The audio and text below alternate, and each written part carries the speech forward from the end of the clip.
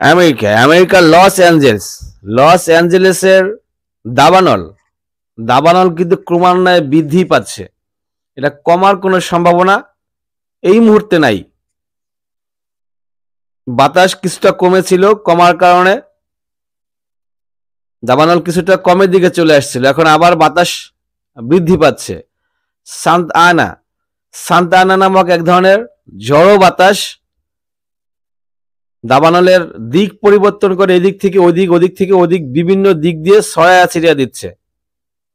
এক সপ্তাহেও এখন পর্যন্ত কোনো কুল কিনারাই করা যায়নি দাবানলের। আমরা জানি যে 11% বা তার কিছু অংশ বেশি দাবানল নিয়ন্ত্রণে আসছে। তো 11% এটাকে নিয়ন্ত্রণ বলে না। এবং এই যে সান্তা আনা বাতাস, এই বাতাসের কারণে এটা আরো প্রবাহ বৃদ্ধি পাচ্ছে। লস অ্যাঞ্জেলস ওটা একবারে হচ্ছে দুনিয়াবি নরকে পরিণত হয়েছে, ধ্বংসস্তূপে পরিণত হয়েছে।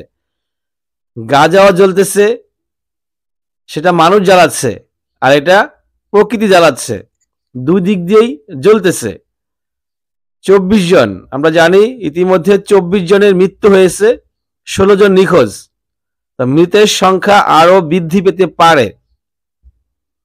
1,53,000 মানুষকে নিরাপত্তার জন্য এলাকা ছাড়তে বলা হচ্ছে। আমরা জানি 12,000, ইতিমধ্যে 12,000 অবকাঠামো একবারে ধ্বংস হয়ে গেছে।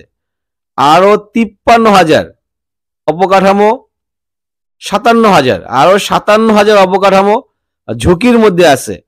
যে কোনো মুহূর্তে সেগুলো জ্বলে পড়ে ছারখার হয়ে যেতে পারে।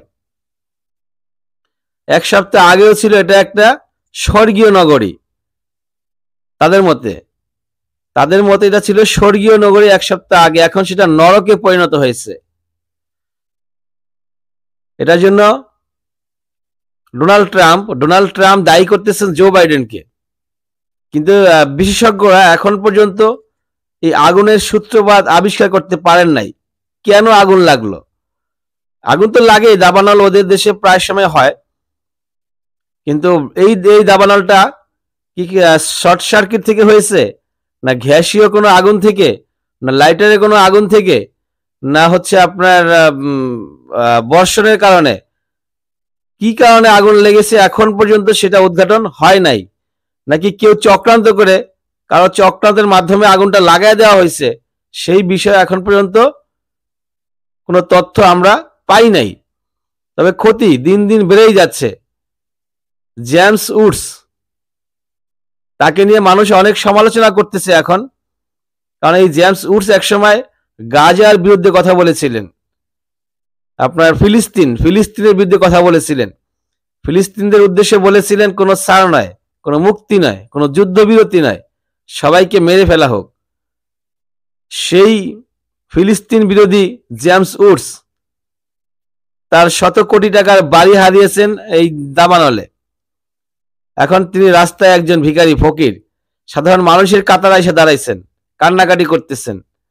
তা আমরা আশা করব ভবিষ্যতের চিন্তা অবশ্যই করতে হবে সবাইকে, কখন কার পরিস্থিতি কিরকম হয় সেটা বলা যায় না। অতএব অন্যকে ছোট করার আগে একটু ভাবতে হবে যে আসলে আমি কোন পজিশনে আছি, আমাকে কে সৃষ্টি করলো, ওদেরকে কে সৃষ্টি করলো। আজকে আমার পয়সা আছে, টাকা আছে, আর কালকে নাও থাকতে পারে, এটা আমরা বিশ্বাস করি না। এখন এই দাবানল দেখুন আপনার অনেক প্রমাণ, এবং অনেক প্রমাণ আছে পৃথিবীতে, সেই প্রমাণগুলো আমাদের আমলে নেই না, আমরা সেগুলাকে এড়িয়ে চলি। তা ইনশাল্লাহ আমরা ভবিষ্যতে সাবধান হয়ে যাব।